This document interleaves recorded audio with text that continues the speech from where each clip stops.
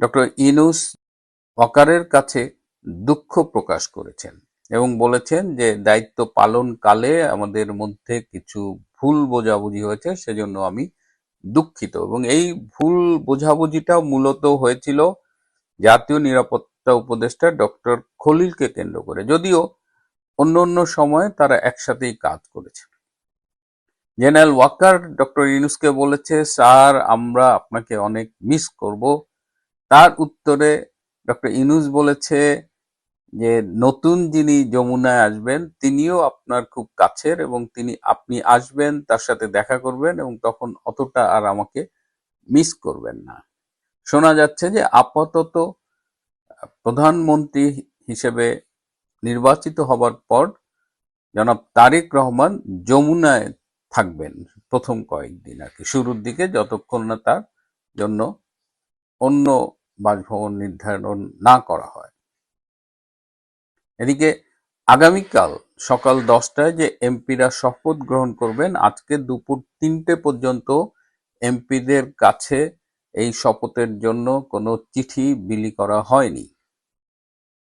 কে শপথ পড়াবে এটা নিয়েও এখনো সিদ্ধান্ত নেওয়া যায়নি। একদল মনে করছে সংবিধান অনুযায়ী স্পিকার অথবা ডেপুটি স্পিকারের এই শপথ গ্রহণ অনুষ্ঠান পরিচালনা করা দরকার।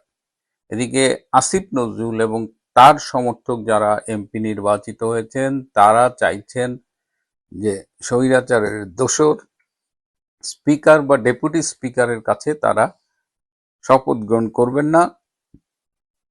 তারা শপথ গ্রহণ করবেন আইদার প্রধান বিচারপতির কাছে অথবা প্রধান নির্বাচন কমিশনারের কাছে। একজন এমপি দুটো শপথ গ্রহণ করার কথা ছিল এবার।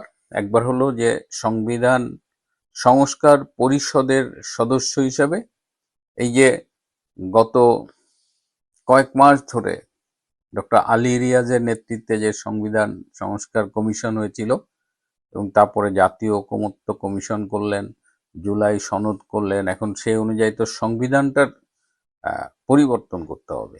সেই পরিবর্তন করবে, তাদের তখন সংবিধান সংস্কার পরিষদ বলা হবে, এই এমপিরাই তো তারা করবে। আর এমনি নর্মাল এমপি হিসেবে তো একটা শপথ গ্রহণ আছেই, অর্থাৎ একজন এমপি দুইবার শপথ গ্রহণ করবেন। এটা নিয়েও বিএনপি খুব ক্লিয়ার স্ট্যান্ড নিয়েছে। বিএনপি বলেছে না, আমরা এমপি হিসেবে শপথ গ্রহণ করব, আর সংবিধান সংস্কার পরিষদের সদস্য হিসেবে যে শপথ গ্রহণের প্রসঙ্গ আসছে এটা তো আসলে সংবিধানে নাই। এবং আজকে বিএনপি নেতা সালাউদ্দিন আহমেদ বলেছেন যে অনেকগুলো শর্ত পূরণ হলেই তারা সংবিধান সংস্কার পরিষদের সদস্য হিসেবে শপথ গ্রহণ করবে। অনেকগুলো যদি হয় তারপরে, মানে ইটস এ কন্ডিশনাল। তার মানে অতগুলো শর্ত পূরণ হচ্ছে না এবং বিএনপি মোটামুটি স্ট্রিক্ট যে তারা এই সংবিধান সংস্কার পরিষদের সদস্য হিসেবে শপথ গ্রহণ করছেন না। ডক্টর আলী রিয়াজ কিন্তু এইটা বাস্তবায়নের জন্য আজকে সারাদিন খুব চেষ্টা করছে এবং বিএনপি যেহেতু রাজি হয়নি, অমনি জামাত এবং তার যে 11 দলীয় জোট তারা আজকে বাইতুল মোকাররমের উত্তর গেটে প্রতিবাদ সমাবেশ করেছে। এই নির্বাচন ভালো হয় নাই, এই হয় নাই, সেই হয় না। এবং নির্বাচন যে ভালো হয়নি এটা আমরা বললে তো আপনারা বিশ্বাস করেন না। আজকে ট্রান্সপারেন্সি ইন্টারন্যাশনাল বাংলাদেশ একদম মানে তারা প্রচুর ডেটা দিয়ে বলেছে যে এই নির্বাচনটা মানে তাদের ডেটা ইটসেলফ বলছে যে এই নির্বাচনটা আসলে ভালো হয়নি। তারা র্যান্ডামলি 70টা আসন, যে 300 আসনে নির্বাচন হয়েছে তার মধ্যে 70টা আসন থেকে তারা ডেটা কালেক্ট করেছে এবং সেই ডেটা কালেকশন অনুযায়ী এই নির্বাচনে জাল ভোট পড়েছে 21.4%। ভোটারদের জোর করে কোনো নির্দিষ্ট মার্কার প্রতি ভোট দিতে বাধ্য করা হয়েছে, এরকম ঘটনা ঘটেছে 35.7%।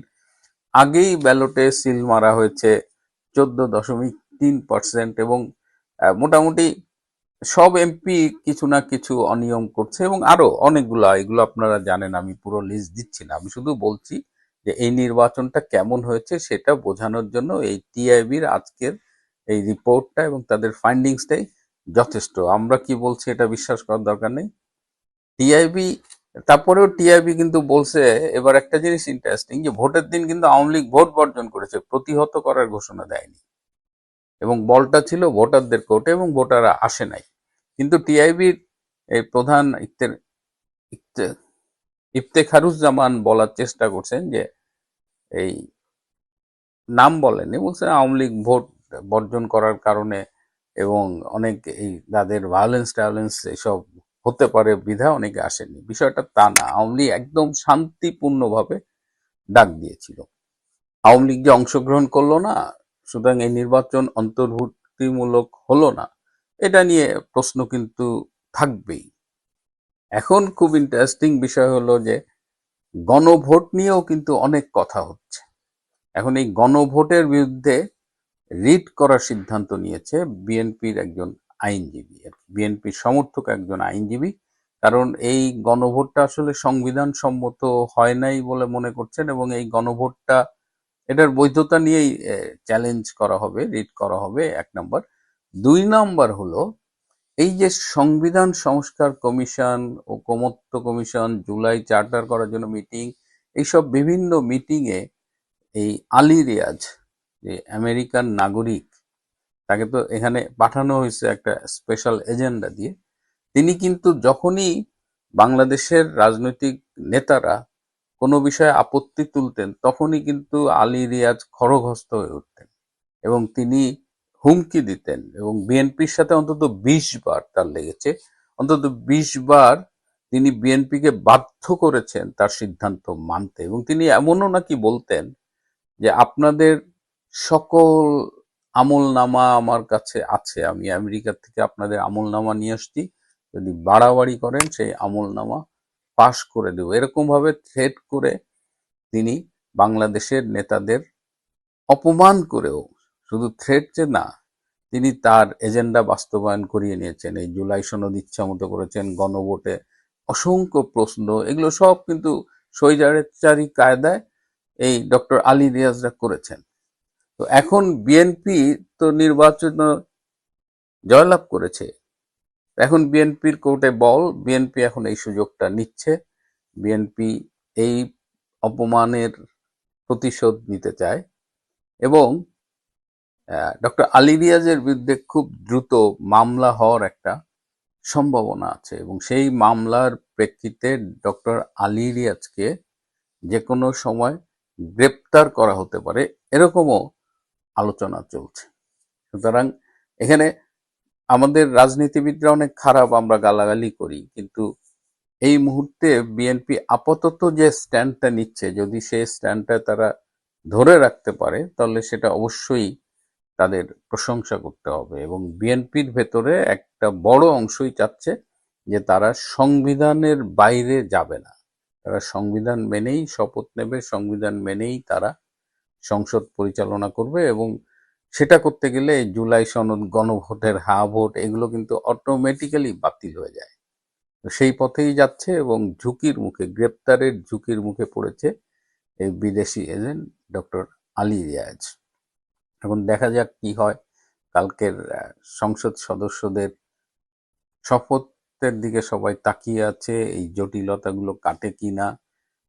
তারপরে তো অন্যান্য বিষয়গুলো আছে, সেগুলো অন্যদিন কথা বলবো। আজ এ পর্যন্তই। ভালো থাকবেন, সুস্থ থাকবেন, তার চেয়েও জরুরি হলো নিরাপদে থাকবেন। সবাইকে অনেক ধন্যবাদ।